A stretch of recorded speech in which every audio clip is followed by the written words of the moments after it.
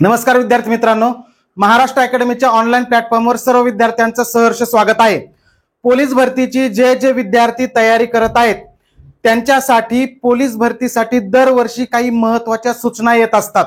तशा पद्धतीने आता फॉर्म भरायला सुरुवात झालेली आहे।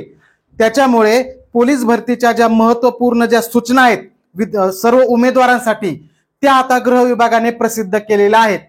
त्या सूचनामध्ये कोणते कोणते घटक आपल्यासाठी महत्त्वाचे आहेत, त्याच्यामध्ये पात्रता वेगवेगळ्या दिलेल्या आहेत, त्याच पद्धतीने अटी शर्ती कोणत्या कोणत्या असणार आहेत याच्याबद्दल माहिती आहे, त्याच पद्धतीने लेखी परीक्षेचं स्वरूप कशा पद्धतीने असेल याच्याबद्दल सुद्धा माहिती आहे। आणि त्याचबरोबर तुम्हाला पोलीस भरतीचा फॉर्म भरताना नेमके कागदपत्र कोणते कोणते आवश्यक असणार आहेत याच्याबद्दल सुद्धा सर्व माहिती दिलेली आहे।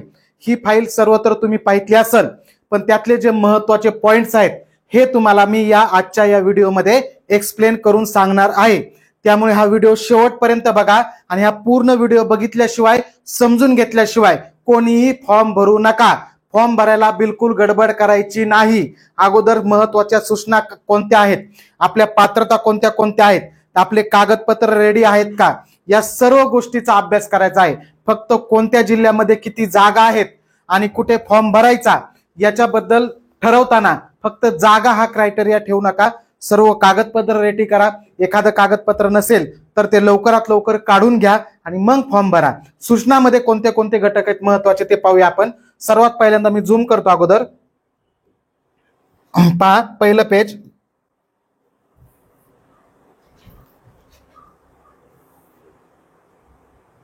एक मिनिट, हा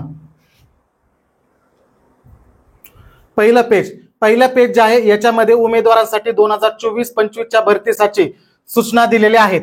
याच्यामध्ये सूचनामध्ये काय दिलेलं आहे, सर्वात पहिल्यांदा म्हणजे अर्ज करण्यासाठी ऑनलाईन आवेदन अर्ज करण्याचा दिनांक आणि वेळ 29/10/2025 बरोबर आहे का, रोजी 18 म्हणजे 6 वाजल्यापासून बरोबर आहे का। ऑनलाईन आवेदन अर्ज करण्याचा अंतिम दिनांक 30 नोव्हेंबर 2025 24 वाजेपर्यंत म्हणजे रात्री 12 वाजेपर्यंत अशा पद्धतीने असणार आहे। म्हणजे 29 तारखेला ऑक्टोबर महिन्यात फॉर्म भरायला सुरुवात होणार आहे, 30 नोव्हेंबर पर्यंत फॉर्म भरू शकता। म्हणजे साधारणतः फॉर्म भरण्यासाठी तुम्हाला बरोबर 1 महिन्याचा वेळ दिलेला आहे, 30 दिवसाचा वेळ दिलेला आहे, लक्षात ठेवा।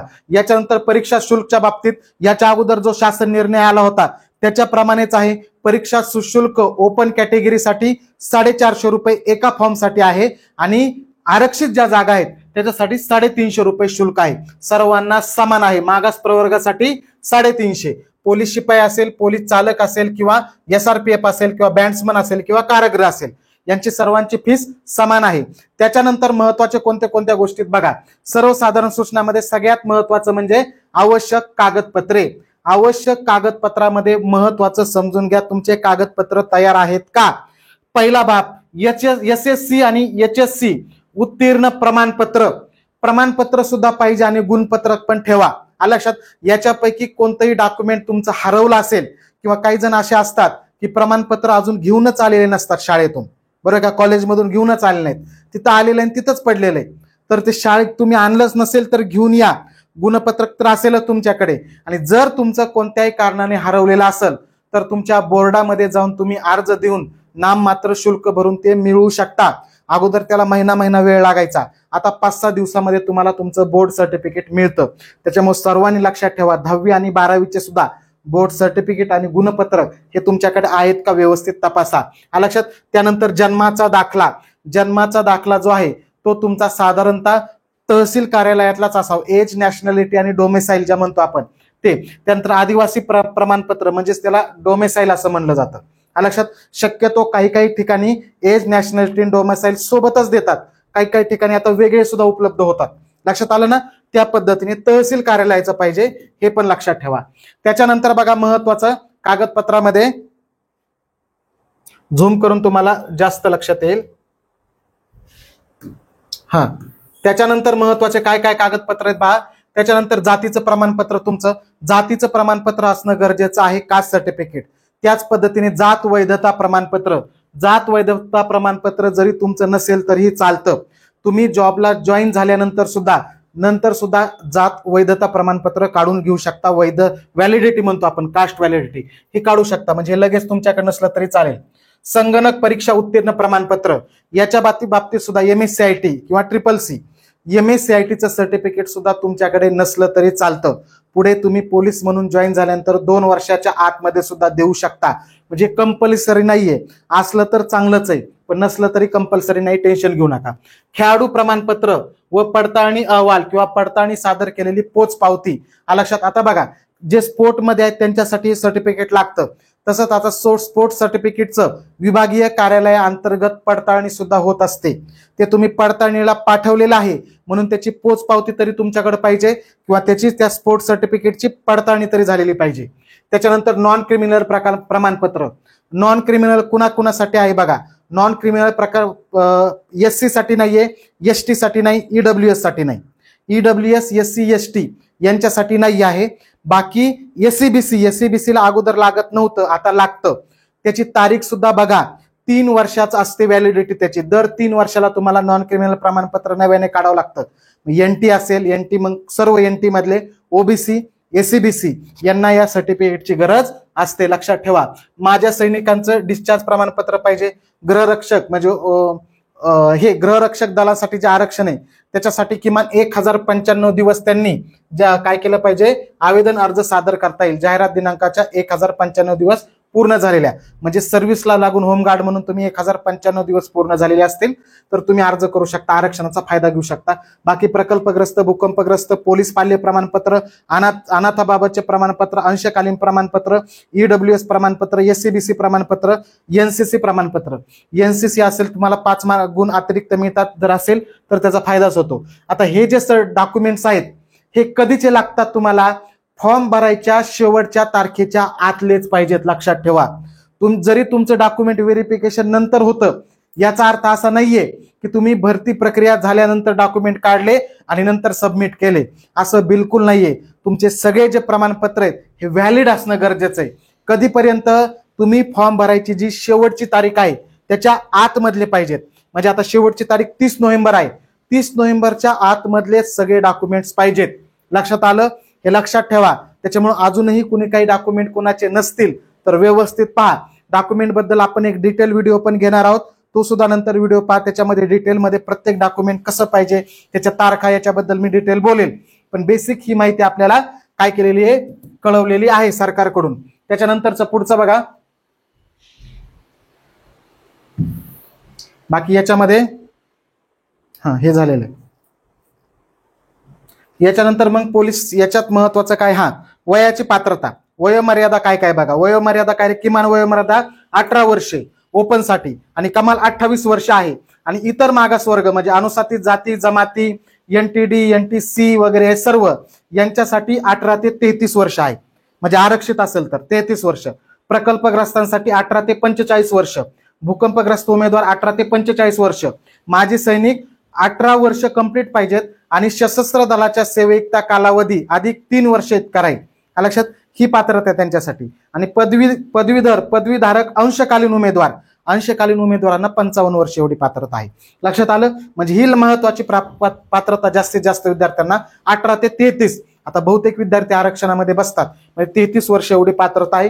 बाकी 2 वर्षाची सवलत दिलेली ती सोडून लक्षात ठेवा, त्याच्याबद्दल लगेच बोलत नाही मी काय. ठीक आहे.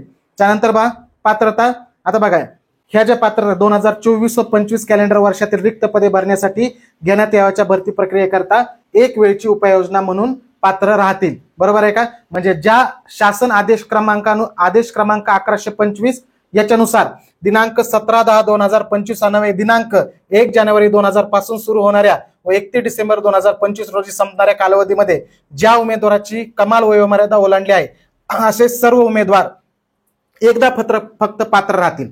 म्हणजे ही 33 वर्ष जरी पात्रता असली तरी सुद्धा काय केलेलं रे, कन्सेशन दिलेलं आहे. 2002 ज्या मागच्या भरत्या झाल्या 2022 ते 25च्या दरम्यान, त्याला जे पात्र नव्हते ज्यांची वयोमर्यादा त्यावेळेस संपलेली होती त्यांच्यासाठी आता एक संधी म्हणून काय केलेलं आहे, चान्स देण्यात आलेला आहे. बाकी आता पात्रता 12वी उत्तीर्ण असणं गरजेचं आहे.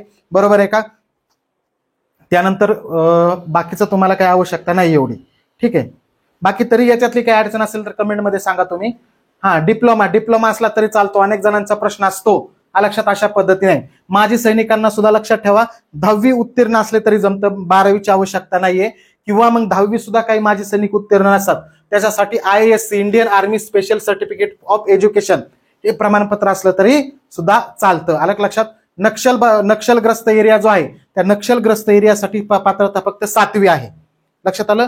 तो एक मुद्दा लक्षात ठेवा. नक्षलग्रस्तांसाठी पात्रता फक्त काय करण्यात आलेली आहे 7वी एवढी निश्चित करण्यात आलेली आहे. त्यानंतरचा महत्वाचा मुद्दा कोणता याच्यामध्ये उंची बघा मुलींसाठी 155 आहे, पुरुषांसाठी 165 आहे. लक्षात अशा पद्धतीने आहे. आता बघा जे तृतीयपंथी आहेत ट्रान्सजेंडर त्यांना सुद्धा आता आरक्षण देण्यात आलेलं आहे, त्यांची 155 आहे. लक्षात. आणि त्यांनी स्वतःची लिंग ओळख महिला सांगितली तर, आणि जर त्यांनी स्वतःची लिंग ओळख पुरुष अशी सांगितली तर 165 आहे. छातीची पात्रता पुरुषांसाठी न फुगवता किमान 79 पाहिजे आणि फुगवल्यानंतर 5 सेंटीमीटर एक्स्ट्रा फुगवली पाहिजे. म्हणजे कमीत कमी फुगवल्यानंतर 79 नंतर 84, कमीत कमी 84 पर्यंत फुगली पाहिजे जर 79 असेल तर. जर तुमची छाती 80 असेल पहिलीच तर 85 झाली पाहिजे, 81 असेल तर पुन्हा मग 86 झाली पाहिजे. अशा पद्धती म्हणजे जेवढी तुमची छाती भरती त्याच्या 5 सेंटीमीटर एक्स्ट्रा फुगून असणे गरजेचं आहे, हे लक्षात ठेवा. अशा पद्धतीने आहे.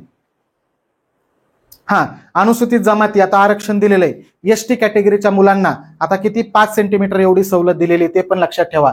म्हणजे ST ची जर महिला असेल तर हाईट फक्त 150 आणि पुरुष असेल तर फक्त 160 हाईट असली तरी चालेल. हे सुद्धा महत्वाचं आहे, लक्षात ठेवा. ST साठी फक्त, आदिवासींसाठी, अनुसूचित जमातीसाठी, SC साठी नाही. अनेक विद्यार्थी विचारतात SC साठी नाही. त्याच्यानंतर अजून काय आहे, खेळाडू उमेदवारासाठी 2.5 सेंटीमीटर एवढी सवलत आहे.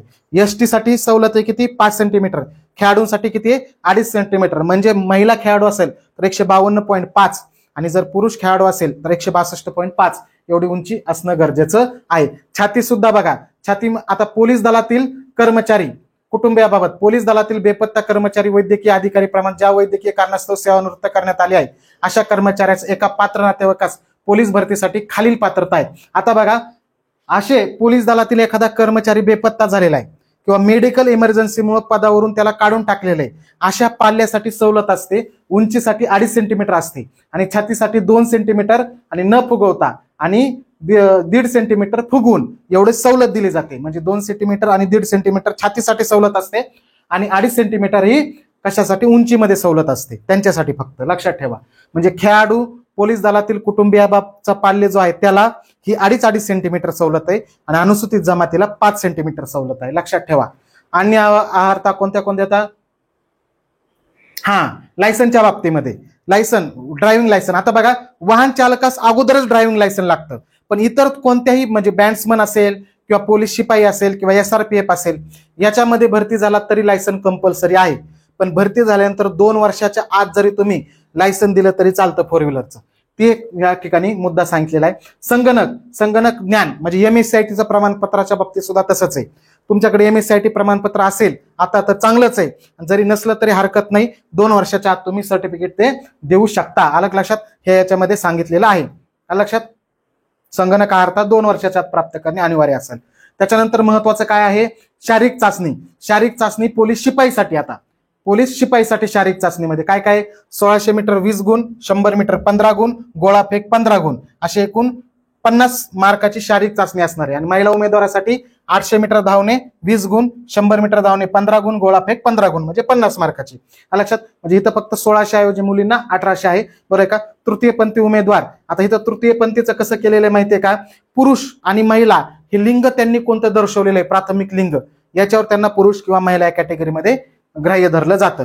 लेखी परीक्षा शारीरिक चाचणीमध्ये किमान किती टक्के गुण असणं गरजेचं आहे 50% गुण असणं गरजेचं आहे. तुमचं मेरिट ग्राउंडचं किती लागू द्या 25च्या खाली तुम्हाला मेरिट लागू शकत नाही ग्राउंडचं, लक्षात येतंय. म्हणजे ग्राउंडला 50 पैकी 25 मार्काच्या आत कोणत्याही परिस्थितीमध्ये मेरिट लागतच नाही. कितीही फॉर्म कमी येऊ द्या नाही तर काहीही होऊ द्या, लक्षात ठेवा. कारण 50% गुण अनिवार्यच असतात, लक्षात. आणि लेखी परीक्षेमध्ये 40% गुण अनिवार्य असतात. मेरिट कितीही कमी लागलं तरी लेखी परीक्षेला तुम्हाला 40 पेक्षा जास्त मार्क पाहिजेतच 100 पैकी, हे लक्षात ठेवा. म्हणजे ग्राउंडला किमान 25च्या जास्तच पाहिजेत मेरिटचा विचार न करता आणि लेखीला 40 पेक्षा जास्तच मार्क पाहिजे 100 पैकी, हे दोन्ही लक्षात ठेवा. ठीक आहे. अशा पद्धतीने हे सुद्धा 8 सांगितलेली. त्यानंतर बघा लेखी कालावधी 90 मिनिटाचा असेल, लक्षात. आता ही अट जी आहे 4 नंबरचं, हे खूप महत्वाचं आहे. हे दरवर्षी देतात. मागच्या वर्षी जेव्हा आले होते सेवा प्रवेश नियम, त्याच्यामध्ये सुद्धा दिलं होतं, पण तसा रूल त्यांनी फॉलो केला नव्हता. त्यावेळेस सुद्धा त्यांनी सांगितलं होतं की संपूर्ण राज्यभर सर्व पोलीस गटात एका पदाकरता एकाच दिवशी लेखी परीक्षा आयोजित करण्यात येणार आहे. अर्जदारांनी ऑनलाईन आवेदन अर्ज भरतेवेळी सदरची बाब विचारात घेऊनच आवेदन अर्ज पूर्ण विचारांती भरावा. म्हणजे त्यांचं म्हणणं काय, एक जो घटक आहे त्या एका घटकासाठी एकाच दिवशी परीक्षा संपूर्ण महाराष्ट्रात होणार. म्हणजे पोलीस शिपाईची, सगळ्या पोलीस शिपाईच्या जेवढ्या जेवढ्या जागा आहेत तिथली सगळी लेखी परीक्षा एकाच दिवशी होणार, असं मागच्या वेळेसही म्हणले होते, पण झालं नाही. ह्यावेळेस आता होईल का नाही सांगू शकत नाही, पण त्यांनी दिलेलं आहे माहिती, त्याच्यामुळे हे लक्षात ठेवा. त्यानंतर बघा चालकच्या बाबतीमध्ये काय काय ताटी बघा. चालकचं मग काय वयोमर्यादा बघा, चालकची वयोमर्यादा 18 वर्ष नाही 19 वर्षे, म्हणजे 19 ते 28 आहे आणि 19 ते 33 आहे. किमान बघा पोलीस शिपाईसाठी 18 होती तर 19 आहे. बाकीच्या ज्या सूट आहेत, माजी सैनिक उमेदवार असेल किंवा इतर सगळ्यांच्या सूट समानच आहेत. आरक्षणवाल्यांसाठी 33 वर्ष आणि इतरांसाठी 28 वर्ष. बाकीच्या सुद्धा मग वेगळं काही नाही, याच्यामध्ये सेमच आहे, फक्त इथं 18 ऐवजी 19 वर्ष आहे, हे लक्षात ठेवा. त्यानंतर बघा महिलांसाठी बघा चालकाच्या पात्रता वेगळ्या येतात. हाईट महिलांसाठी शिपाईसाठी 155 आहे, पण चालकसाठी 158, हे लक्षात ठेवा. इथं 3 सेंटीमीटरने हाईट जास्त आहे चालकसाठी, आणि पुरुषांसाठी 165 ते 65च आहे. बाकीची जी सवलत आहे त्या सवलत सेमच आहेत. कोणत्या, जर तुम्ही खेळाडू असाल तर 2.5 सेंटीमीटर सवलत आहे, आणि एसटी अनुसूचित जमातीचे असाल तर 5 सेंटीमीटर एवढी सवलत आहे. ही सवलत सुद्धा लक्षात ठेवा. लक्षात, इथं छातीच्या मोजमापाची आवश्यकता नाही. याच्यामध्ये हे छाती दिलेली ह्याची आहे, पुरुषांना आहे, महिलांसाठी छातीची आवश्यकता नाहीये. त्याच पद्धतीने नक्षलग्रस्त भाग आहे त्याच्यासाठी सुद्धा या ठिकाणी सवलत आहे. अजून अन्य अर्थामध्ये मग वेगळ्या लायसन कोणतं पाहिजे तुमचं, LME-TR हे लायसनचा परवाना, वैध परवाना धारण करणं आवश्यक आहे, हे लक्षात ठेवा. लक्षात, किंवा LME किंवा LME-TR दोन्हीपैकी कोणतंही अर्ज चालेल असं सांगितलेलं आहे, ते एक महत्वाचं याच्यात. नंतर काय रे, इथं वाहन चालकसाठी फक्त शारीरिक पात्रता 1600 मीटर आणि गोळाफेक आहे, बस. 100 मीटर नाही या ठिकाणी. 30 मार्क 1600 मीटरला, गोळाफेक 20 मार्क. महिलांसाठी 800 मीटर 30 मार्क, गोळाफेक 20 मार्क, अशा पद्धतीने आहे. मग तृतीयपंथीयाचं सेमच आहे बाकीचं. आणि टेस्ट जे आहे, हलके मोटार वाहन चालवण्याची चाचणी 25 गुण दिले जातात, आणि जीप प्रकारचं वाहन चालवण्याची चाचणी 25 गुण. हे सुद्धा 2 लक्षात ठेवा. कौशल्य चाचणी हे शेवटी होत असतात, लक्षात. लेखी परीक्षा बाकी 50% गुण, 40% गुण हे घेणं मगाशी सांगितलं तसंच आहे, त्याच्यामध्ये काही चेंजेस नाहीत, लक्षात. त्यानंतर काय, पोलीस शिपाई बॅट्समन साठी सुद्धा पात्रता 18 ते 28 आहे शिपाईप्रमाणे. बाकीचं मग 18 ते 33 आरक्षणासाठी. बाकीचं सगळं सेमच आहे. इथे 155च हाईट आहे, फक्त 158 वाहन चालकसाठी महिलांना आहे, तिथं लक्षात ठेवायचंय. बाकीचं मग अजून बाकी सवलती सुद्धा सेमच आहे सगळ्या. आणि इथं शारीरिक चाचणी 1600 मीटर, 100 मीटर आणि गोळा, म्हणजे पोलीस शिपाई सारखीच आहे इथं. म्हणजे इथं 100 मीटर सुद्धा आहे, वाहन चालकला नाहीये फक्त. SRPF, त्यानंतर SRP बाकीचे विषय वगैरे तुम्हाला माहितीच आहे. 90 मिनिटाचा वेळ, 40% गुण लेखी परीक्षेला किमान, ग्राउंडला 50% गुण, सेमच आहे. त्याच्यानंतर कोणतं येतं, सशस्त्र पोलीस दल SRPF चे सुद्धा 18 ते वयोमर्यादा बघा इथं. आता वयोमर्यादा, कमाल वयोमर्यादेत फरक आहे. SRPF किमान 18 आहे आणि जास्तीत जास्त 25च आहे, की जे पोलीस शिपायला 28 आहे, लक्षात ठेवा. आणि आरक्षण जर असेल तुम्हाला तर 18 ते 30च आहे, 18 ते 30च आहे, लक्षात ठेवा. 33 ऐवजी 30 वर्ष, म्हणजे या ठिकाणी 3 वर्षांनी वयोमर्यादा SRPF ला कमी असते, या ठिकाणी लक्षात ठेवा. ठीक आहे. त्याच पद्धतीने अजून फरक सांगतोय फक्त. उंची, आता हे फक्त पुरुषच आहे. उंची 168 सेंटीमीटर आहे, पोलीस शिपाईसाठी 165 आहे, पण SRPF साठी किती आहे, 168 आहे, हे लक्षात ठेवा. आणि बाकीच्या सवलती सेमच आहेत मग, लक्षात. म्हणजे ST साठी 5 मीटर, इथं सुद्धा 5 सेंटीमीटर सवलत दिली जाते. छाती सेमच आहे, 79 आणि 5 सेंटीमीटर फुगली पाहिजे. पुन्हा फक्त उंची, बरोबर आहे का. SRPF साठी वयाची पात्रता वेगळी आहे आणि उंचीची वेगळी, ह्या दोन्ही महत्वाच्या गोष्टी लक्षात ठेवा. लक्षात, उंची किती, 168, आणि वयाची पात्रता 18 ते 30 आरक्षणवाल्यांसाठी, लक्षात, आणि 18 ते 25 ओपनवाल्यांसाठी. त्यानंतर बघा बाकीच्या सवलती मगाशी सांगितल्याप्रमाणेच आहेत सर्व. आता शारीरिक चाचणी, इथं फरक आहे. इथं 5 किलोमीटर, इथं पुरुषांसाठी 1600 मीटर नाहीये, 5 किलोमीटर आहे, 50 मार्क, 100 मीटर 25 मार्क आणि गोळाफेक 25 मार्क. म्हणजे इथं ग्राउंड किती मार्काचं आहे, 100 मार्काचं आहे इथं. आणि इथं मग तुम्हाला किती गुण घेणं ग्राउंडला किमान कंपल्सरी? 50 गुण घेणं कंपल्सरीच आहे, हे लक्षात ठेवा. 50% गुण म्हणजे 50 गुण घेणं कंपल्सरी. लेखी परीक्षेला तर 40% म्हणजे 40 गुण घेणं कंपल्सरी. इथं 100 मार्काची तुम्हाला लेखी परीक्षा असणार आहे. कारागृह शिपाई, कारागृह शिपाईचं सर्व सेम आहे पोलीस शिपाई सारखंच, इथं काहीच बदल नाही. मग कारागृहाच्या पात्रता वगैरे सगळं सेमच आहे, महिला पुरुष दोन्हीसाठी सुद्धा. हाईट सुद्धा सेमच आहे. इथं हाईट वाहन चालक जसे महिलांना 158 पाहिजे तसं इथं नाहीये, तशीच काही हे. त्याच पद्धतीने बाकीच्या तरतुदी सुद्धा सेमच आहेत, बाकी कोणतेही चेंजेस त्याच्यामध्ये नाहीत.